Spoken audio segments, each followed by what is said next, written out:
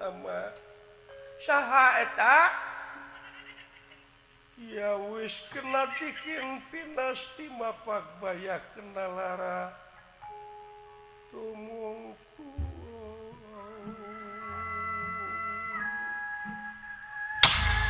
saha Putra Yudhistira aja kasep anak aing Yudhistira ama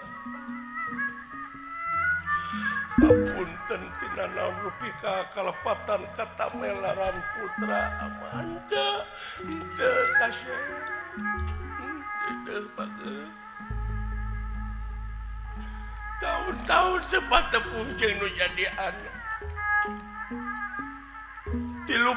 tahun tetepung jeung nu dipikadeuh ayeuna panggih di pangperangan bari jadi musuh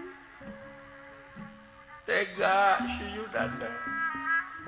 tah karasa meureun ladang judi teh kitu kasih cing jadi eunteu sabab judi teh ceuk nagara teu meunang ceuk agama haram geuning akibat lagi kasih maos ama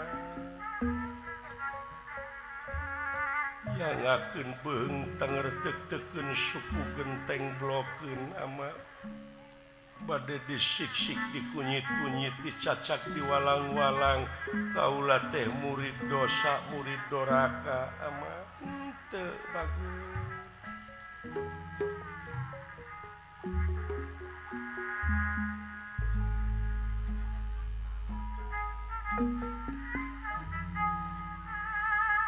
Residorna nu ngalimbang uping putrana berlaya di medan laga di barengan rasa tresna sasambah jeung dumariba bari ngeclak keungci soca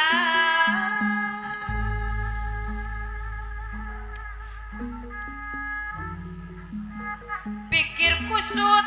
marung kawut kitu lain ieu lain nah atuh kudu kumaha sangkang cager pikir kuring Gusti mana ieu teuing kasep kaula nun nama eun soal lalampahan urang ama nepi ka lunta ti nagara nepi ka eta teh dilantarankeun anak sieun sangsara anak sieun balangsak nepi ka daek cicing di negara Astina naik dina Bandung cicing dina Curug Panu Dewanata cicing dina Curug Dastarata cicing dina Curug Parakurawa mela anak-anak kasih laras kaulan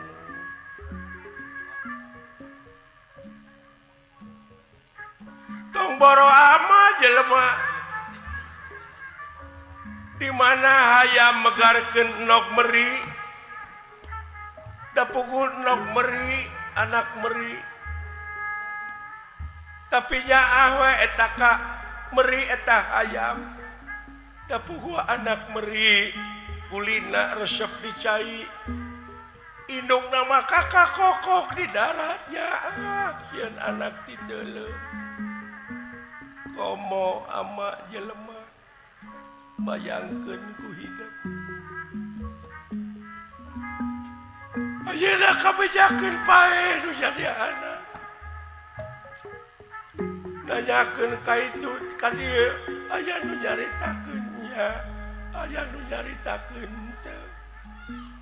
nu mana ieu teh nu kudu dipercayanya ama teh inget yen hidup jalma hiji-hiji nu cara ngabohong sugan nyaho sugan menang beja nu sabenerna nahaya kasih anak ama pae eta jawaban nu pasti cu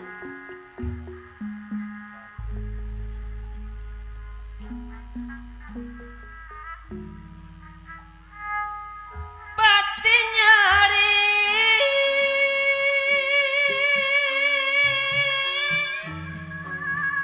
asa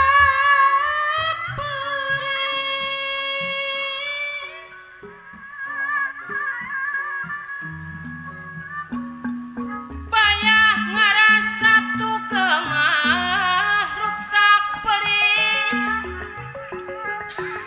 milu su